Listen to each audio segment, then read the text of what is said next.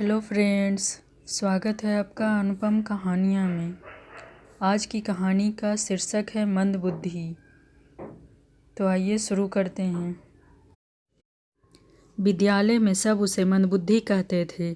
उसके गुरुजन भी उससे नाराज रहते थे क्योंकि वह पढ़ने में बहुत कमज़ोर था और उसकी बुद्धि का स्तर औसत से भी कम था। कक्षा में उसका प्रदर्शन हमेशा ही खराब रहता था और बच्चे उसका मजाक उड़ाने से कभी नहीं चूकते थे। पढ़ने जाना तो मानो एक सज़ा के समान हो गया था। वह जैसे ही कक्षा में घुसता और बच्चे उस पर हंसने लगते।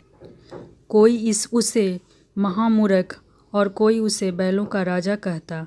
यहाँ तक कि कुछ अध्यापक भी उसका मजाक उड़ाने से बाज नहीं आते। इन सब से परेशान होकर उसने स्कूल जाना ही छोड़ दिया।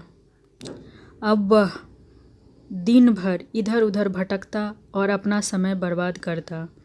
एक दिन इसी तरह कहीं से जा रहा था। घूमते घूमते उसे प्यास लग गई। वह इधर उधर पानी खोजने लगा।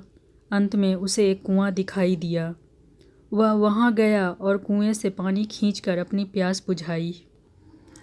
अब वह काफ़ी थक चुका था, इसलिए पानी पीने के बाद वहीं बैठ गया।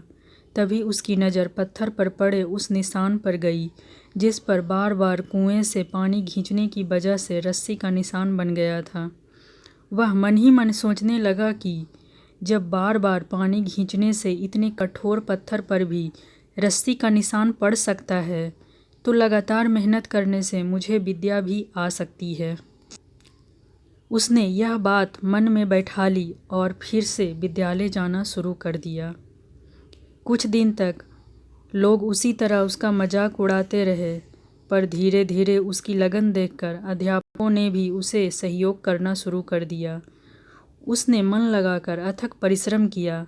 कुछ सालों बाद वही विद्यार्थी प्रकांड विद्वान वरदराज के रूप में विख्यात हुआ, जिसने संस्कृत में मुक्तबोध और लघु सिद्धांत कौमुदी जैसे ग्रंथ की रचना की।